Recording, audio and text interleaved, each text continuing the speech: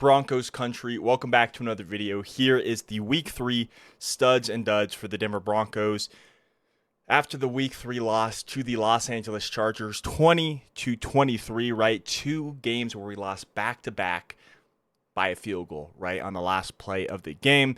And the reason why this video is so late is I just felt physically sick. I don't know if any of you else experienced it. It's not proper grammar, but I'm sure a lot of other Broncos fans felt physically sick after the game. Just kind of a quick recap. It felt like the offense couldn't do anything in the first quarter. I believe we had negative rushing, or not negative rushing yards, just negative yards in general through the first few drives, not being able to pick up our first down until the second quarter.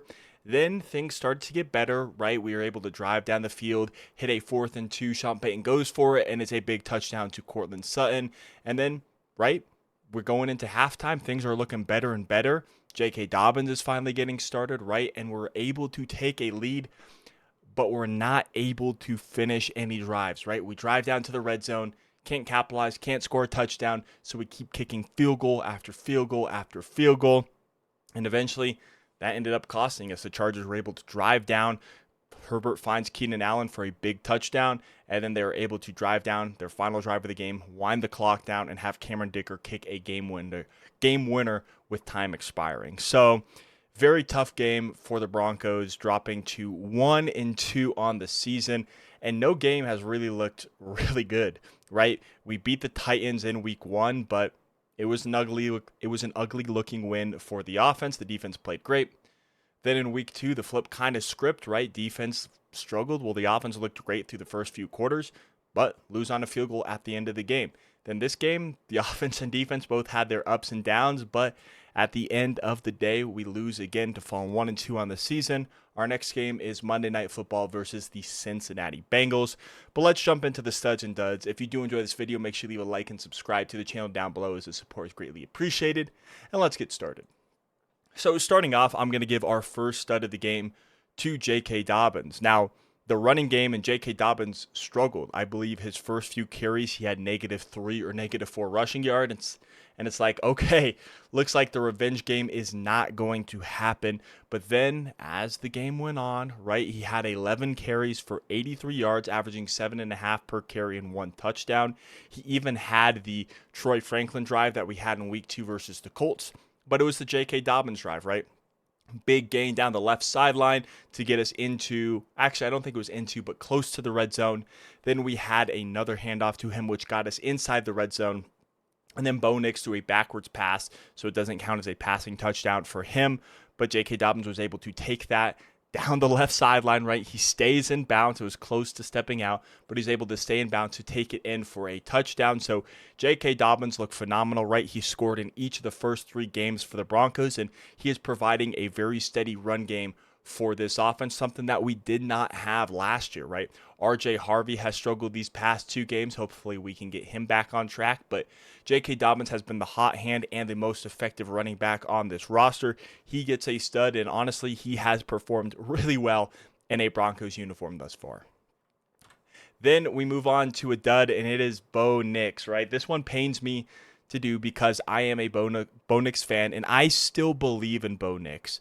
I'm not going to police your feelings on how you feel about our quarterback, but I've seen a lot of Broncos fans give up on Bo Nix, say, hey, it's time to start Jarrett Stidham, get Bo off the team, and I disagree with that personally, right? He's in his second season. He's in his sophomore slump. A lot of quarterbacks go through a sophomore slump, and that's what's happening right now with Bo Nix. But the same people who are already giving up on Bo Nix, I feel like are the same people who would have given up on Josh Allen through the first 2 seasons that he had, where he really struggled in Buffalo. I feel like those are the same people who would have given up on him running Josh Allen out of town. So I think we need to be patient on Bo Nix, but we can be concerned about his performance thus far in the season, right?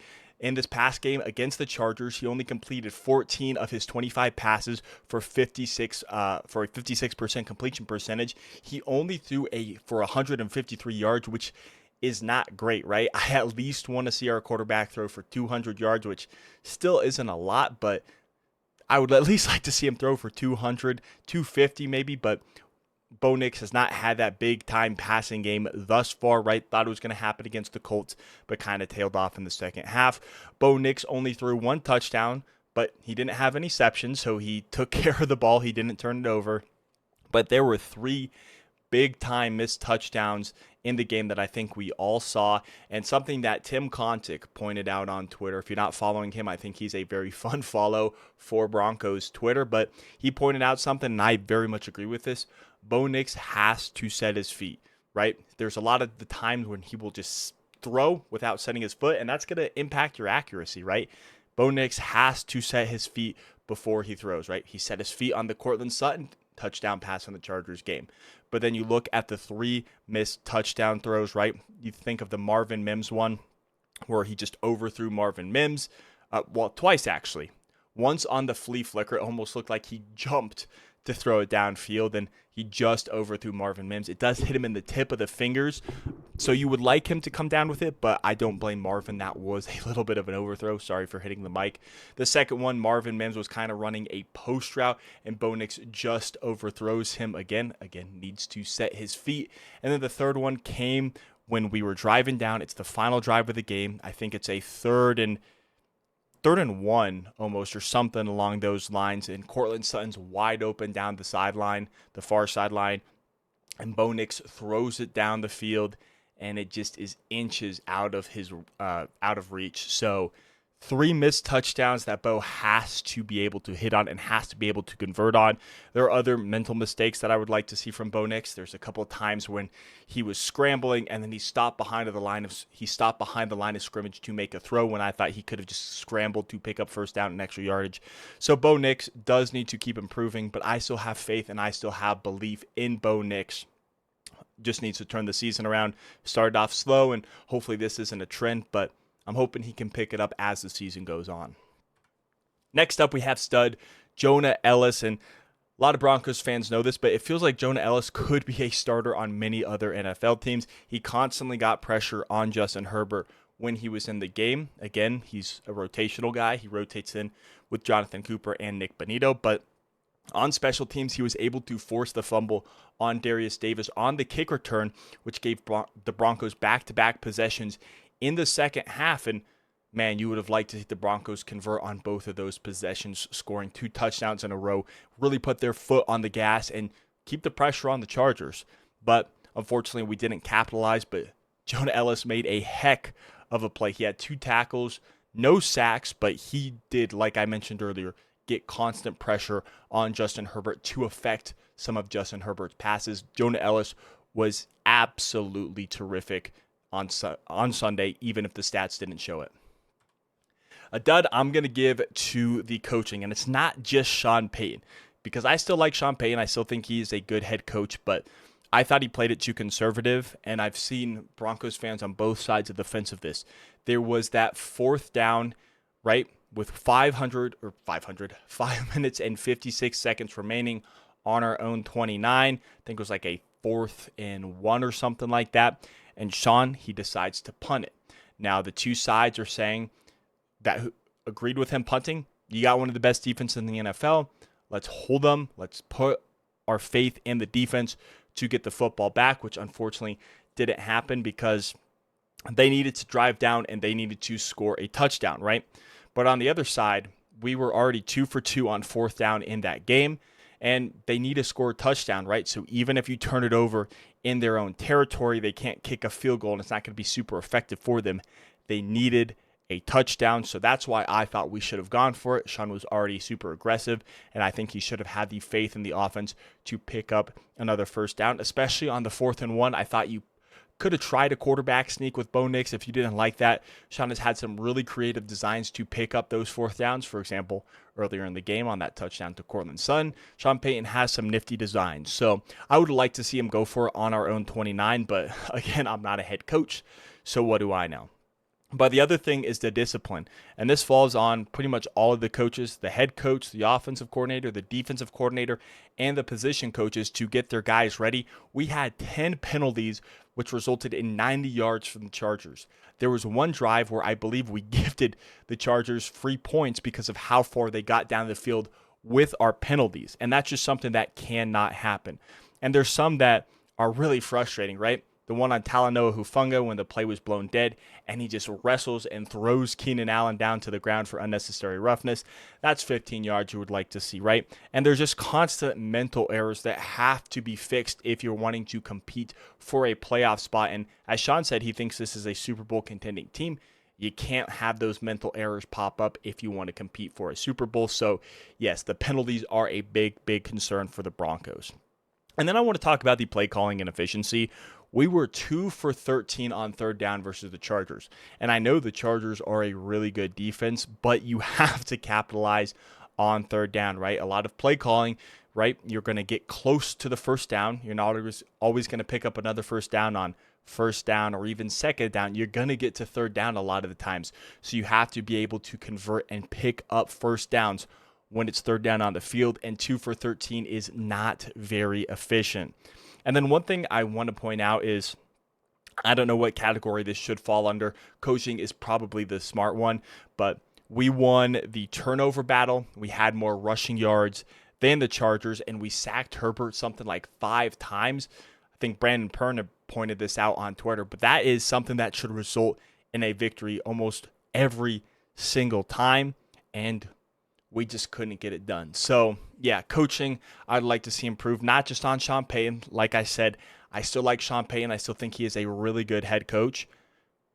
But the entire coaching staff, I think, needs to step up their game if we want to compete this season. A stud, though, I'm giving is Nick Benito. He was absolutely fantastic on Sunday. He had 3 tackles, 3 solo tackles, 1 assist tackle. He had 2 sacks, and he was beating Joe Alt a lot. I put constantly, but Joe Alt is a good tackle, right? So not many people are going to beat him, but Nick Benito was beating him a couple of times. I know one of his sacks came when Joe Alt wasn't blocking him. There was a pulling fullback, and he beat the fullback to sack Justin Herbert, but he beat him a couple times. He was shot out of a cannon, just using his speed to get by Joe Alt. Nick Benito is one of the best edge rushers in the game, and so he was providing constant pressure, hitting Justin Herbert, sacking Justin Herbert, forcing the errant throws, honestly, from Justin Herbert. So for me, I'm going to give Nick Benito a stud because I thought he played really, really well, and he's earning I guess he's earning that contract that he just signed, right? So to me, Nick Benito was an absolute stud, affecting the Chargers offense and honestly keeping us in the game for as long as we were.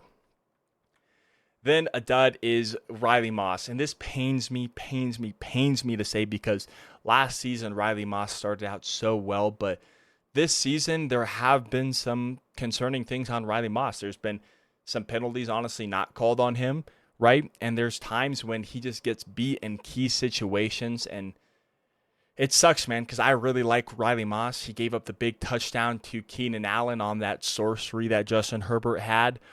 As you can see, I mentioned that. But, yeah, he gave up big catches that impacted the game. And so I would like to see Riley Moss improve. I did put a positive there at the bottom where he deflected a pass that Brandon Jones intercepted. I believe it was double deflected. I think John Franklin Myers deflected it, and then Riley Moss deflected it, and then Brandon Jones got the interception. So there is that positive, right? He's still performing, and he is still making some solid plays, but I think there are big moments when they pick on Riley Moss and target him that just gives up a big first down. So I want to see Riley Moss improve, and if he doesn't, I would like to see Chris Abrams-Drain and Jahdae Barron get some more snaps on this defense. And then the final stud and the final player that we are going to mention in today's video is going to be Courtland Sutton. There's a lot of talk last week that what happened to Courtland Sutton? Why was he had 1 reception, might have been his only target. He bounced back, right? He had 6 receptions, 9 targets for 61 yards and a touchdown with a 10.2 yards per reception. He could have had a couple touchdowns. I think 1 more touchdown on our final offensive drive when Bo Nix just overthrew him down the far sideline. Man, yeah, Courtland Sutton was phenomenal. It hurts me physically when I think about all those missed passes from Bo Nix. But Courtland Sutton, he had a really strong game, right? Bounced back from the down week last week. And honestly, who knows? Is it going to be like this all season where Cortland Sutton, there's going to be some weeks that he's going to get a lot of the passes, other weeks Troy Franklin's going to get a lot of the passes. So it'll be interesting to see what happens here. But yeah, Cortland Sutton definitely is a stud. Let me know the other studs and duds that I didn't mention in this video down in the comment section below. And if you did enjoy, to leave a like and subscribe to the channel down below, as the support is greatly appreciated. Thank you so much for watching. My name is Parker, and I will catch you in the next one. Peace out.